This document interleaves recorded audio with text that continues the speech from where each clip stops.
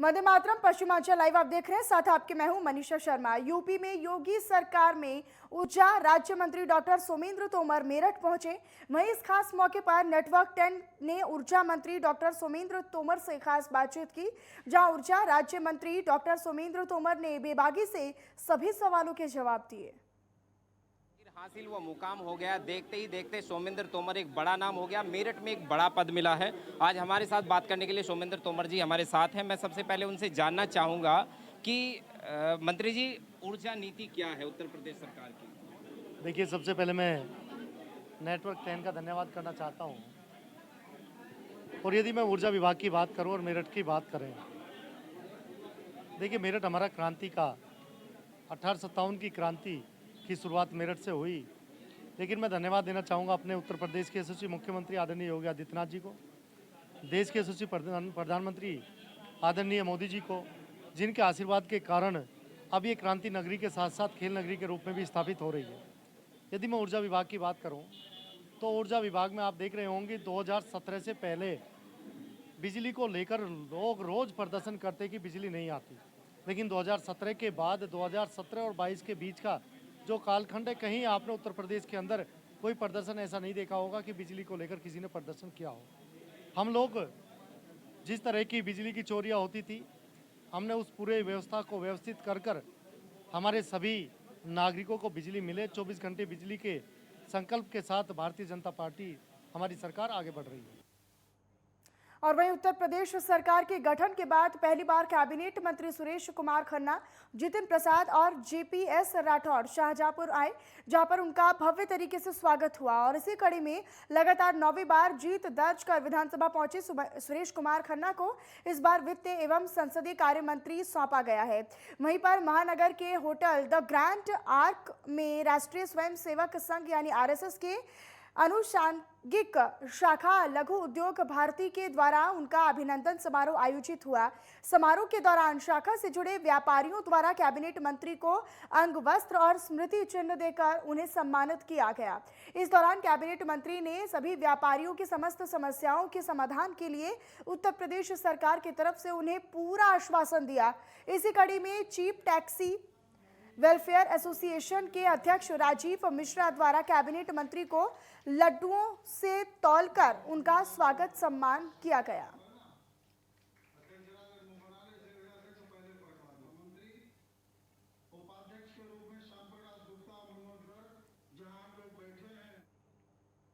और वहीं इटावा में यूपी के कैबिनेट मंत्री योगेंद्र उपाध्याय पहुंचे, जहां उन्होंने ये भी कहा कि हमारी सरकार का जो संकल्प पत्र है उसमें जो भी कुछ कहा गया है वो बस पूरा करेंगे। और साथ ही साथ शिक्षा के क्षेत्र को लेकर ये कहा उन्होंने कि इस क्षेत्र में भी हम कोई कमी नहीं छोड़ेंगे और खाली पदों को जल्द ही भरने का काम किया जाएगा। इसके अलावा शिवपाल सिंह यादव के बीजेपी में शामिल होने पर उन्होंने कहा कि ये शिवपाल सिंह यादव और हमारे आला कमान के बीच का मामला है, इसलिए इस बारे में वो कुछ नहीं कह सकते। इतना बताना चाहता हूं कि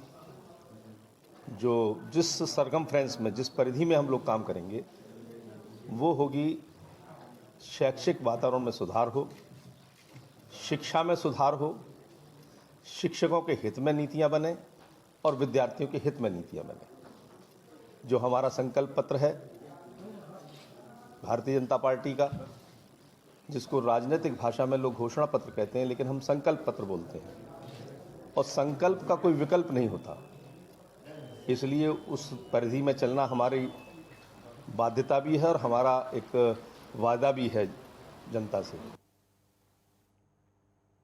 अब अगली खबर मथुरा से आपको बताएं, जहां पर थाना वृंदावन बांके बिहारी पुलिस चौकी का सौंदर्यीकरण के बाद रविवार को उद्घाटन किया गया। बताते चले कि बांके बिहारी पुलिस चौकी पिछले काफी लंबे वक्त से जीर्ण शीर्ण हालत में थी, जिसे देखते हुए चौकी का सौंदर्यीकरण कराया गया, जिसका उद्घाटन संतों और लोगों की मौजूदगी में एसएसपी डॉक्टर गौरव ग्रोवर द्वारा हुआ।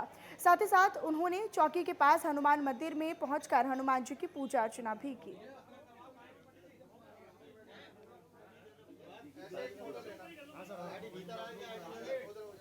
देखिए, जैसा कि आप सब जानते हैं कि बिहारी जी के दर्शन पूजन और आशीर्वाद लेने के लिए हर साल करोड़ों भक्त देश प्रदेश से यहाँ पर आते हैं। और त्योहारों के समय पर भी यहाँ पर भारी संख्या में श्रद्धालुओं का आना रहता है। उनकी सभी की सुरक्षा और सुगमता के लिए दिन रात यहाँ पर पुलिस बल चौकी के रूप में नियुक्त किया जाता है।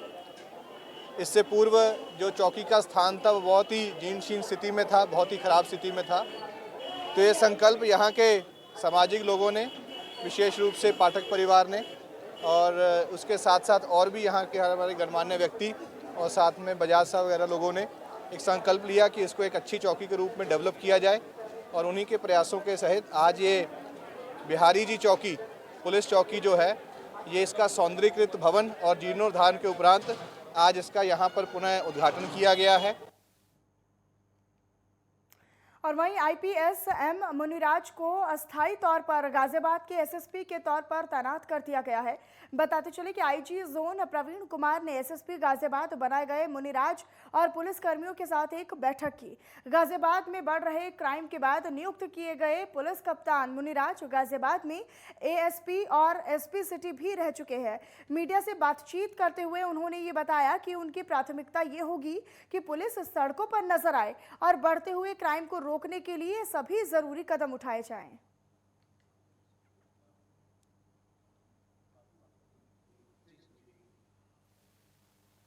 अभी वर्तमान में हालत देके हमको शासन ने भेजा है, उसके अनुसार हम लोग के पास जो हमारा पुराना एक्सपीरियंस है उसके अनुसार हम काम करेंगे। हमारा सीनियर ऑफिसर्स है, आईजी और एडीजी महोदय के निर्देश में हम काम करेंगे और जो भी क्राइम है उसको रोकने के लिए हम योजना बनाएंगे। हम पूरा टीम के साथ बैठ के जो वर्तमान में सीधी किया है उसका एक बार स्टडी करेंगे। उसके साथ साथ जो अभी वाल में जो भी क्राइम हुआ उसको वर्कआउट करने के लिए योजना बनाएंगे और साथ साथ हम लोग पुलिस की विजिबिलिटी खासतौर से जो रोड पर सड़कों पर दिखाने के लिए हम प्रयास करेंगे। लगातार चेकिंग चलती रहेगी, हमारा हर अधिकारी रोड पर रहेंगे और फुट पेट्रोलिंग करेंगे हम लोग।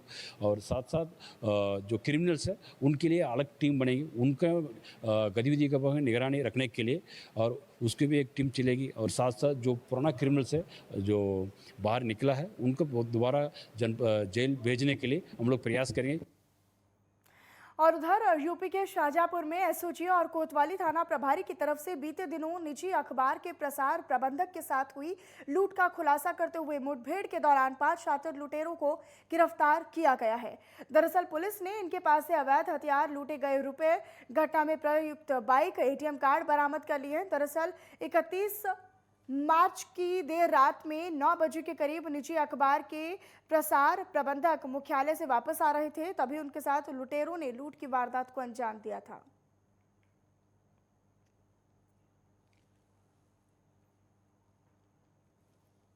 कल देर रात थाना कोतवाली और एसओजी शाहजहांपुर की एक संयुक्त कार्रवाई में एक साहसिक मुठभेड़ के दौरान 5 अपराधी गिरफ्तार किए गए हैं जो लूट और अन्य इस तरह के अपराधों में संलिप्त रहे हैं। इनमें से 3 अभियुक्त ऐसे हैं जिन्होंने 31 तारीख को, बीती 31 को एक लूट की घटना कारित की थी नगरिया मोड़ के पास, जिसमें इनके कब्जे से इस मुठभेड़ के दौरान जो वादी है उसका पैन कार्ड, उसका एटीएम और उसका आधार कार्ड, इसके अलावा गाड़ी के कागजात और लूटी गई नकदी और वो बैग जिसको ये छीन कर ले गए थे, वो सारी चीज़ें बरामद। और वहीं अब खबर हापुड़ से आपको बताएं, जहां पर किराना व्यापारी राजीव के बेटे प्रिंस का शव पिलखुवा आने के बाद व्यापारियों में आक्रोश भर गया, जहां पर व्यापारी दिल्ली लखनऊ हाईवे पर धरने पर बैठ गए और जाम लगा दिया। पुलिस प्रशासन के अधिकारियों के काफी समझाने बुझाने के बाद भी व्यापारी नहीं माने और हाईवे पर धरना जारी रखा। व्यापारी लगातार हत्यारों को पकड़ने की मांग कर रहे थे। करीब 4 से 5 घंटे बीत जाने के बाद भी व्यापारी नहीं माने और उसके बाद व्यापारी नेशनल हाईवे से उठकर छिजारसी टोल प्लाजा पर जाम लगाने के लिए चल दिए। टोल प्लाजा पर जाम ना लगे इसके लिए पुलिस ने हल्का बल का प्रयोग किया, जिससे टोल प्लाजा पर जाते हुए व्यापारियों में हड़कंप मच गया और व्यापारियों में हाईवे पर ही भगदड़ मच गई। जिसके बाद पुलिस ने व्यापारियों से बातचीत की। व्यापारियों ने पुलिस को 72 घंटे का समय दिया है। एसपी सर्वेश कुमार मिश्रा ने ये बताया कि 2 दिन पहले खेड़ा गेट के सामने किराना की दुकान बंद करते हुए 4 हथियारबंद बदमाशों ने व्यापारी राजीव और उनके बेटे प्रिंस पर हमला कर दिया था। अस्पताल में इलाज के दौरान प्रिंस की मौत हो गई थी, जिसके बाद व्यापारियों में आक्रोश था। स्वागत है। ब्रेक के बाद रुक करते हैं बुलेटिन में कुछ और खबरों की तरफ। सहारनपुर से अगली खबर आपको बताएं, जहां पर रेलवे स्टेशन पर बड़ा रेल हादसा होते होते टल गया। दरअसल शटिंग के दौरान देहरादून सहारनपुर पैसेंजर ट्रेन का इंजन बेकाबू हो गया। दरअसल ये पूरा हादसा ड्राइवर की लापरवाही के चलते हुआ। वहीं इस हादसे में इंजन भी क्षतिग्रस्त हो गया है। गनीमत ये रही कि इस हादसे में कोई भी घायल नहीं हुआ है, किसी के जानमाल का कोई नुकसान नहीं हुआ।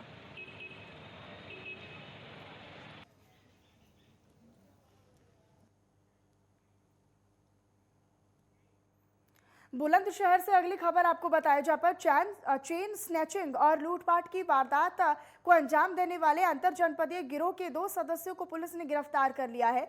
आरोपियों के पास से लूटी गई 12,000 की नकदी, 2 सोने की चेन, 2 तमंचे और कारतूस बरामद हुआ है। पुलिस ने ये भी जानकारी दी कि दरअसल ये गिरोह राह चलते लोगों को अपना निशाना बनाते थे और पकड़े गए आरोपियों पर पहले भी दर्जन भर आपराधिक मामले दर्ज हैं। बताते चले कि पुलिस को गिरोह के बाकी सदस्यों की तलाश जारी है। आज वरिष्ठ पुलिस अधीक्षक उप महानिरीक्षक श्री संतोष कुमार सिंह जी और पुलिस अधीक्षक नगर श्री सुरेंद्र नाथ तिवारी जी के नेतृत्व में हमारी कोतवाली नगर की टीम रेगुलर एक अभियान चला के चेकिंग वगैरह कर रही है कि जो जिले में बढ़ती घटनाएं उसको लेकर। उसके तहत आज 2 अभियुक्तों को गिरफ्तार किया गया है, जिसमें एक का नाम जुनैद है, एक का नाम नाजिर है। ये जुनैद जो है कोतवाली नगर थाना क्षेत्र का रहने वाला है और नाजिर में खुर्जा नगर रहने वाला है। ये दोनों शातिर किस्म के व्यक्ति हैं। इसमें जुनैद पे 14 मुकदमे दर्ज हैं, नाजिर पे 5 मुकदमे दर्ज हैं। इनका कार्य ये रहता है, ये अपने एक अपाची मोटरसाइकिल है जिस पे निकलते हैं और रेगुलरली चेन स्नैचिंग जैसी घटनाएं करते हैं। 21/10/2021 को इन्होंने यादव नगर भूड़ से एक महिला की चेन स्नैचिंग करी थी और 25/3/2022 को अम्बा कॉलोनी में एक स्कूटी सवार महिला को रोक के उसकी चेन स्नैचिंग। मेरठ से अगली खबर आपको बताएं, तेंदुआ का शव मिलने से हड़कंप मच गया है। थाना किठौर के गांव भगवानपुर बांगर में शव बरामद किया गया है और बताते चलें कि तेंदुए का शावक मिलने से हड़कंप मचा है। तो मेरठ से खबर आपको बता रहे, थाना किठौर के गांव भगवानपुर बांगर में शावक मिले हैं। गन्ने की छिलाई के दौरान 2 शावक मिले हैं, जिनके कारण इलाके में हड़कंप मच गया है। ग्रामीणों ने शावक की जानकारी वन विभाग को दी है। मौके पर वन विभाग की टीम पहुंची है और शावकों की जांच कर रही है। तो तेंदुए का शावक मिलने से इलाके में हड़कंप मच गया है। थाना किठौरी के गांव भगवानपुर बांगर में शावक मिले हैं, ऐसी जानकारी मिली और गन्ने की छिलाई के दौरान 2 शावक मिलने की जानकारी मिल रही है और ग्रामीणों ने शावक की जानकारी वन विभाग को दी है और वन विभाग ने मौके पर पहुंचकर शावकों की जांच की है। तो तेंदुए का शावक मिलने से हड़कंप मच गया है। बड़ी जानकारी आपको दे रहे हैं, थाना किठौर के गांव भगवानपुर बांगर में शावक मिलने से हड़कंप मचा है। हालांकि जानकारी ग्रामीणों के द्वारा वन विभाग को दी गई है। तो तेंदुए का शावक मिलने से इलाके में हड़कंप मच गया है। हालांकि समय रहते ग्रामीणों ने इसकी जानकारी, शावक मिलने की सूचना वन विभाग को दी है। मौके पर वन विभाग पहुंची हुई है। तो तेंदुए का शावक मिलने से इलाके में हड़कंप मचा हुआ है। ग्रामीणों ने इसकी जानकारी हालांकि वन विभाग को दे दी है। दरअसल गन्ने की छिलाई के दौरान ये शावक मिला है, ऐसी जानकारी मिल रही है।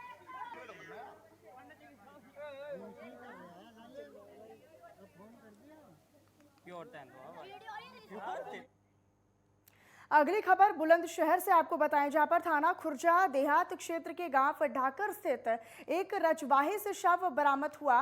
तो मृतक खुर्जा देहात थाना क्षेत्र के गांव फराना का निवासी दिनेश बताया जा रहा है। बताया यह भी जा रहा है कि दिनेश पिछले 4 दिन से लापता था, जिसकी हत्या कर शव को रजवाहे में दबा दिया गया। दिनेश के परिजनों ने जब उसकी तलाश की तो रजवाहे में कुछ संदिग्ध होने का शक हुआ, जिस पर गड्ढे को खोदा गया। गड्ढे से परिजनों और लोगों को दिनेश का शव मिला। घटना की जानकारी मिलने पर पुलिस के आला अधिकारियों ने मौके पर पहुंचकर शव को पोस्टमार्टम के लिए भिजवा दिया है। शव मिलने से परिजन आक्रोश में आ गए और पुलिस प्रशासन के खिलाफ नारेबाजी करने लगे। आक्रोश में आकर लोगों ने खुर्जा सिकंदराबाद रोड पर जाम लगा दिया। परिजनों का ये भी कहना है कि जब तक आरोपी नहीं पकड़े जाएंगे तब तक जाम यूं ही लगा रहेगा। मौके पर पहुंचे पुलिस के आला अधिकारियों ने लोगों को समझा बुझाकर जाम खुलवाने का प्रयास किया। मृतक के परिजनों का ये सीधा आरोप है कि पुलिस ने उनकी कोई मदद नहीं की है। चौकी इंचार्ज पर गंभीर और संगीन आरोप लगाए गए हैं कि 2 आरोपियों को हमने पकड़कर पुलिस को सौंप दिया था, लेकिन फिर भी उन्हें छोड़ दिया गया। फिलहाल पुलिस ने 2 लोगों को गिरफ्तार कर लिया है और आगे की कार्रवाई में जुटी हुई है। हम रात 2 बजे थाने पे से आए, हमारे साथ पुलिस ने कोई भी कार्रवाई ना करी, ना हमारे साथ पुलिस आई। उसने ये बोल दिया आप घर जाकर लौट जाओ और कल देखेंगे। हमने पूरी रात ढूंढेरे मचाई है, सुबह 6-5 बजे उठ के फिर हम ढूंढेरे मचाई है।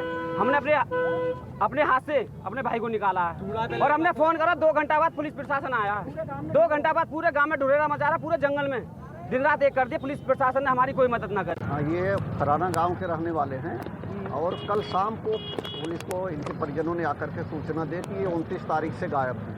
तो तत्काल इनकी गुमशुदगी लिखी गई थी और जिनको इन्होंने संदेह जाहिर किया था उसमें 2 लोगों को हम लोगों ने गिरफ्तार कर लिया। सुबह अर्ली मॉर्निंग ये सूचना मिली कि रजवाहे में डेड बॉडी को पॉलीथीन में रख के दबा दिया गया है। तत्काल पुलिस मौके पर पहुंची है और उसको डेड बॉडी को रिकवर करके पोस्टमार्टम के लिए भेजा। और वहीं सहारनपुर से अगली खबर आपको बताएं, जहां पर अश्लील फोटो वायरल होने पर एक छात्रा ने आत्महत्या कर ली। दरअसल 2 भाइयों पर फोटो वायरल करने का आरोप भी लगा है। आत्महत्या के पहले छात्रा ने एक सुसाइड नोट भी लिखा था, जिसके आधार पर पुलिस ने FIR दर्ज कर ली है और मामले की जांच पड़ताल शुरू कर दी गई है। पूरा मामला बेहट इलाके का बताया जा रहा है। फिलहाल पुलिस ने 3 लोगों को हिरासत में ले लिया है।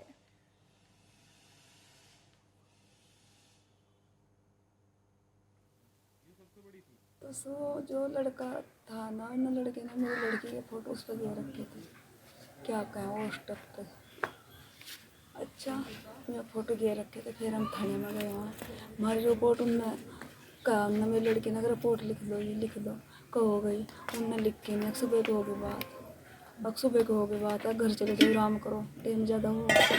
अच्छा टाइम ज़्यादा होगा, चले जाओ। और 12 बज गया, बस फिर हम आ गए। फिर बोले अंकल जी जो वो था मुझसे, अब अंकल जी करवा दो, हमारे मोहल्ले में बहुत गड़बड़ हो रही है, टेंशन हो रही बहुत ज़्यादा। कहो गई वहाँ, बस फिर वो बोला जो सा वो घर में बैठा है, अगर इन्हें भेजो, क्यों मिला कर रखा। उन्हें चौकीदार के लिए बात कर रही थी, मेरी लड़की में भी कर रही थी।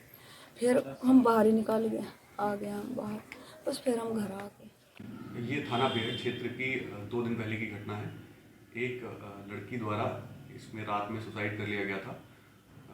कल उसके अभिभावक पिता जो हैं वो थाने पर आए। उन्होंने एक सुसाइड नोट दिखाया जिसमें कि उस लड़की ने सुसाइड नोट में ये लिखा है कि 2 लड़के जो वहीं के उसी के मोहल्ले के रहने वाले हैं, कस्बा बेहट के, वो उसके बगल के पड़ोसी हैं। उन्होंने उसकी एक फ़ोटो जो है वो स्टेटस पे डाल दी थी। फ़ोटो को जब लिया गया तो ये आपत्तिजनक फ़ोटो नहीं है, पर इसमें ये 2 लड़के जो हैं जो बताए गए हैं वो उस लड़की और एक और इसमें लड़की है जिनके साथ में ये खड़े हैं। और इस स्टेटस को देखने के बाद वो लड़की जो है इनके द्वारा बताया गया कि बहुत आहत महसूस कर रही थी। उसको इस वजह से उसने रात में सुसाइड कर लिया। और वहीं कासगंज में सरकारी जमीन को अवैध कब्जे से मुक्त कराने के लिए बुलडोजर का इस्तेमाल किया गया और 2 मंजिला इमारत को ध्वस्त कर दिया गया। बताया ये भी जा रहा है कि साल 2019 में इस जमीन पर अवैध कब्जा किया गया था। ध्वस्तीकरण की इस कार्रवाई के दौरान मौके पर उप जिलाधिकारी, CO सदर और तहसीलदार मौजूद रहे। पूरा मामला सोरो कोतवाली क्षेत्र के तिबरपुर गांव का बताया जा रहा है। पूरा हो गया, लेकिन सीमेंट है यार, इसमें दीवार भी तो है। जो उनके द्वारा 15 दिन का ये टारगेट दिया गया था, उसी के अंतर्गत ये जो तिम्बरपुर गांव की ये जमीन है, इसे कोर्ट के द्वारा इसे बेदखल किया जा चुका था। और पुरज मियाँ और इलियास, पिता का नाम इनके इलियास खां है, इनके द्वारा ये लगभग 2 बीघे जमीन थी, जो कि आप देख रहे हैं कि एक मुख्य सड़क के किनारे की ये जमीन कीमती जमीन थी, जिसपे कि एक बाउंड्री वॉल बना के 2-3 दुकानें बनाकर और मकान बना के इसको कब्जा किया गया था, जिसे कोर्ट के आदेश से बेदखल किया गया और इनसे जुर्माना भी वसूला गया। बदायूं में तेज रफ्तार बस और बाइक की भीषण टक्कर हो गई, जिसमें बाइक पर सवार एक मासूम और महिला की मौके पर ही मौत हो गई। दरअसल ये पूरा हादसा बदायूं दिल्ली हाईवे पर हुआ। जानकारी पर पहुंची पुलिस ने दोनों के शव को कब्जे में लेकर पोस्टमार्टम के लिए भिजवा दिया है और मामले की छानबीन की जा रही है।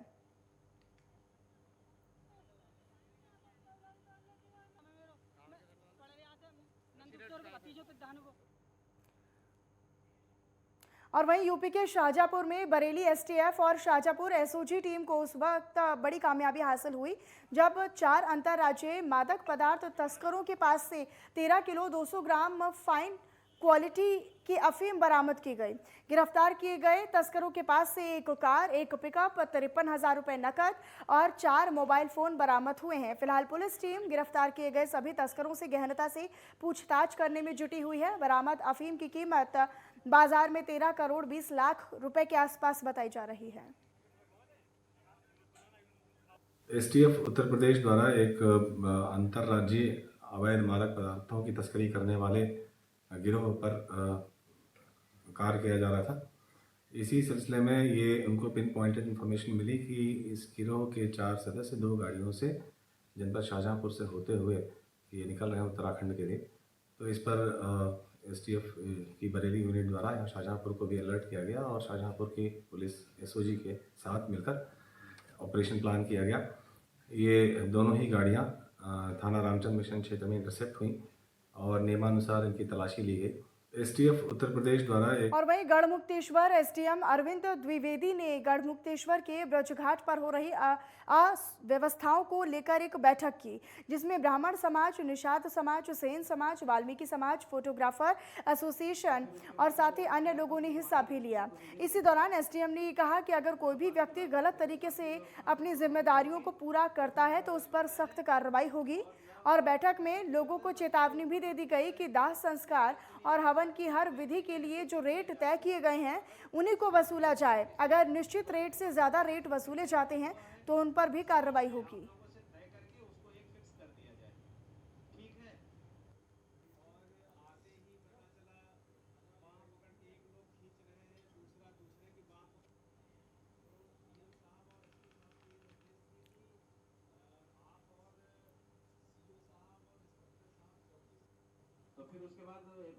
तो कई समाज के लोग भी इस दौरान मौजूद नजर आए और लोगों को एसडीएम की तरफ से सख्त चेतावनी भी दी गई।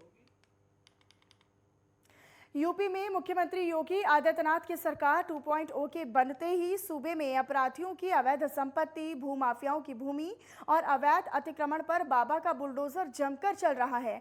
अगर बात पश्चिमी उत्तर प्रदेश के मुजफ्फरनगर की जाए तो यहां पर भी जिला प्रशासन के द्वारा यहां अवैध अतिक्रमण पर अभियान चलाया जा रहा है, तो वहीं दूसरी ओर भूमाफियाओं की अवैध भूमि पर भी बुलडोजर चलाने का काम प्रशासन लगातार कर रहा है। और इसी कड़ी में विकास प्राधिकरण की टीम पुलिस फोर्स के साथ मिलकर नई मंडी कोतवाली क्षेत्र स्थित दिल्ली देहरादून नेशनल हाईवे 58 पर बसाई जा रही एक अवैध कॉलोनी पर पहुंची और कॉलोनी को बुलडोजर से धराशाही करने का काम किया गया। बताया ये भी जा रहा है कि लगभग 5 करोड़ रुपए की इस 1.5 हेक्टेयर की जमीन पर डीलरों के द्वारा अवैध तरीके से कॉलोनी बनाई जा रही थी, जिस पर एमटीए ने ये कार्रवाई की है। ये NH 58 पर दिल्ली हरिद्वार रोड पर कुछ बिल्डर इलीगल कॉलोनी बना रहे थे, तो उसी के ध्वस्तीकरण की कार्रवाई किया प्राधिकरण ने। 2 जगह हुआ है सर। कितनी ज़मीन थी टोटल अवैध? ये करीब 2.5 हेक्टेयर के आसपास थी। इसमें कुछ मकान भी बने हुए थे, तो मकान भी गिराए हैं और बाकी इनके जो डेवलपमेंट वर्क्स किए थे ये सारे डिमोलिश किए हैं। और चलिए फिलहाल इन्हीं सब खबरों के साथ पश्चिमांचल लाइव बुलेटिन में बस इतना ही। आप बने रहिएगा नेटवर्क 10 के साथ। जय हिंद।